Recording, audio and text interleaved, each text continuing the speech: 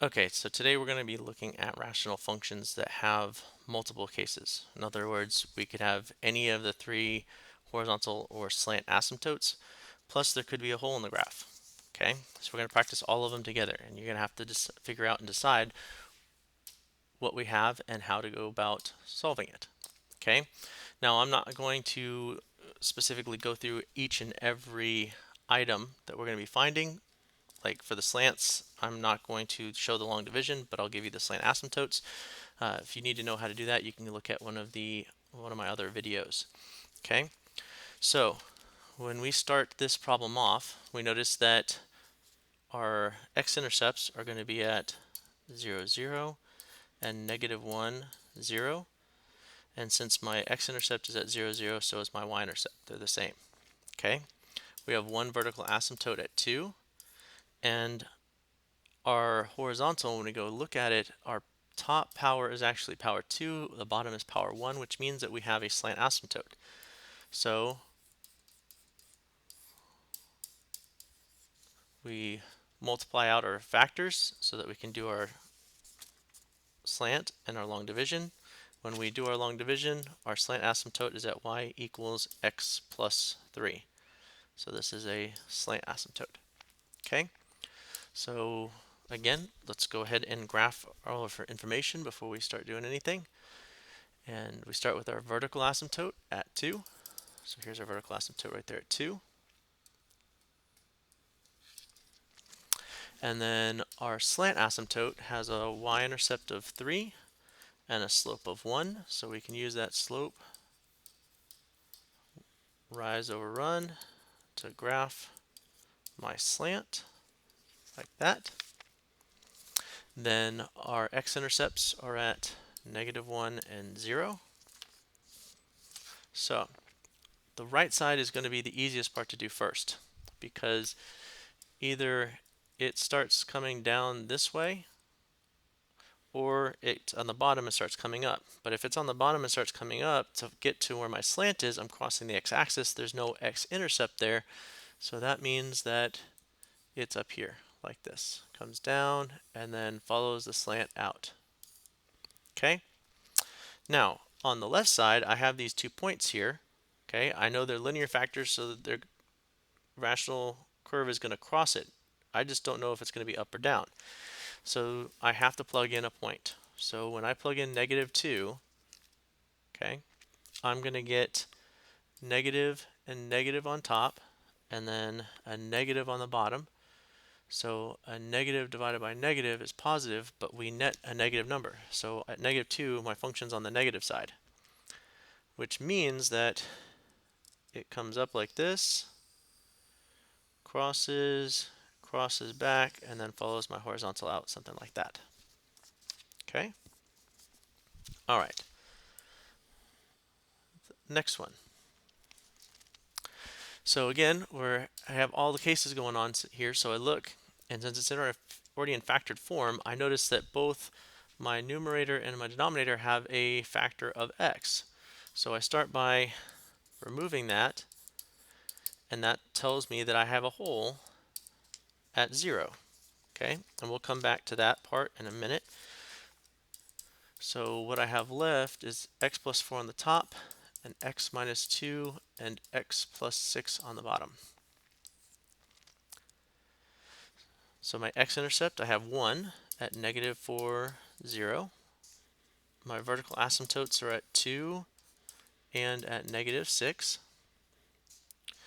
The bottom's bigger, so my horizontal is automatically at 0. Then we look at my hole. So we plug in 0 into what we have left, into this one here, and we get 4 over negative 2 times 6, which is 4 over negative 12, which is negative 1/3. So my hole is at 0, negative 1/3. Now that means that if I have a hole when x is 0, I do not have a y-intercept. There's a hole there. Okay? So let's start by graphing our vertical asymptotes at negative 6 and positive 2. My horizontal is at 0. My x-intercept is at -4. I don't have a y-intercept, and my hole is at 0, -1/3, which is right there. Okay. Now, on this one, usually the left and the right are easiest ones to do, but on this one, the middle one is actually the easiest to do first. Because I have a hole in this x-intercept, I know that it looks like this. Using the x-intercept and the hole, it's going to look like that. Now, the other two sides, I'm going to have to pick points. So on the left, I'm going to plug in -10. And I get negative, negative, negative, which means on the left, at -10, I'm on the negative side, which means it comes up here and it follows the asymptote over, never crossing the x-axis because there's no x-intercept there. Then to figure out what's on the right, I do the same thing. I plug in 10 and I get positive on top, positive, positive on the bottom. So on the right side at +10, I'm on the positive side, which means it comes down like this and then follows my asymptote out that way. Okay? And again, that hole really helped me out. They're sitting there at 0, -1/3, because that gave me my second point in the middle to actually work out. All right, my third example.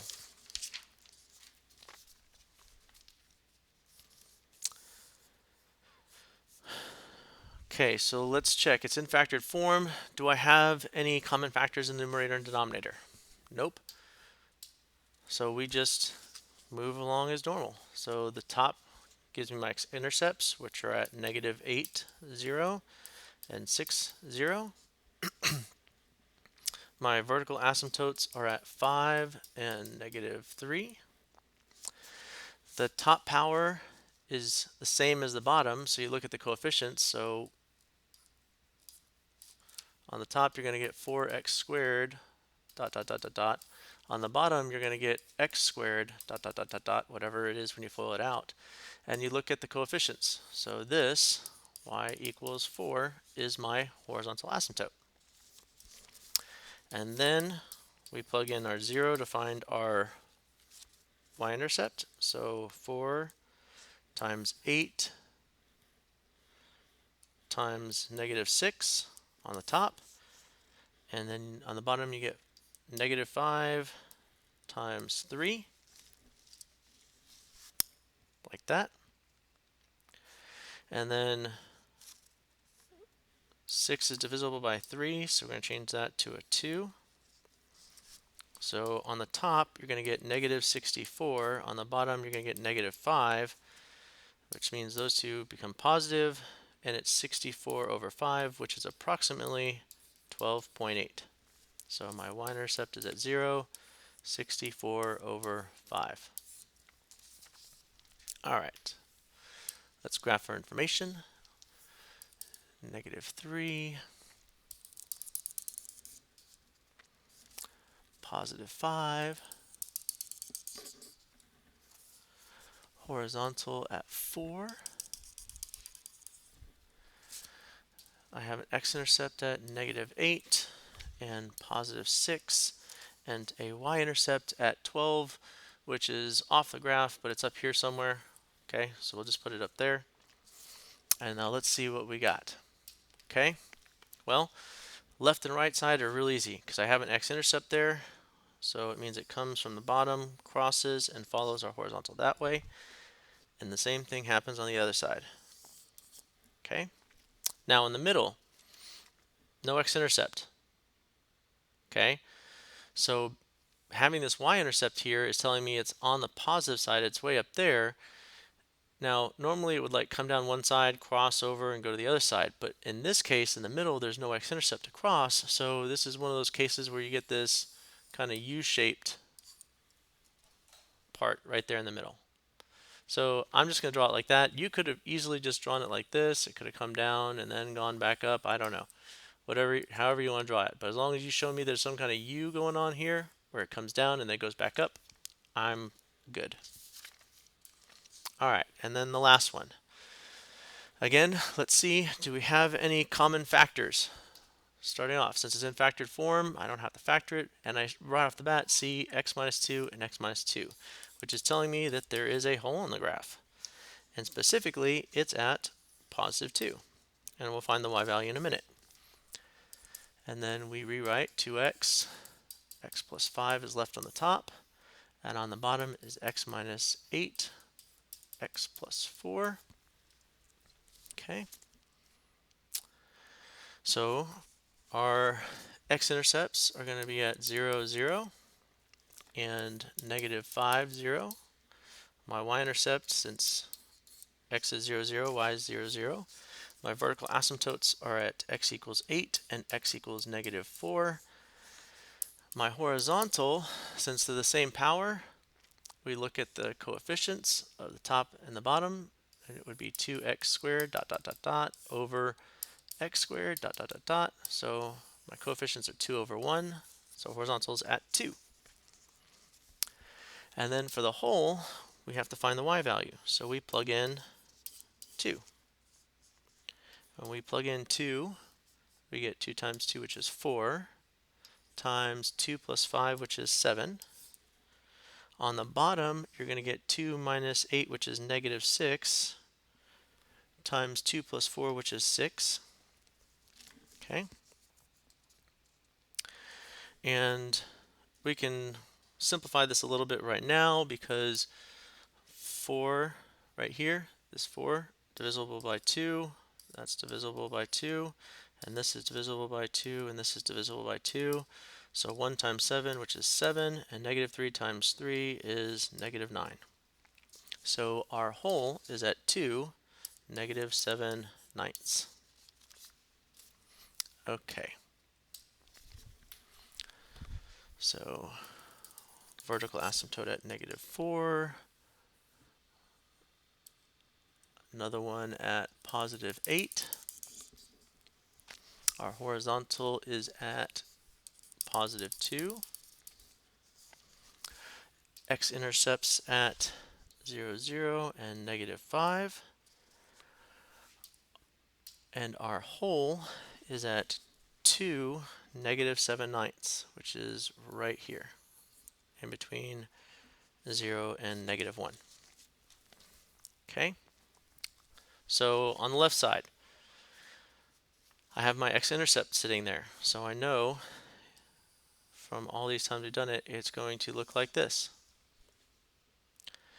Now in the middle, these two have to connect. So the hole has to connect to this x-intercept, and the x-intercept crosses there. So the middle part's going to look like that.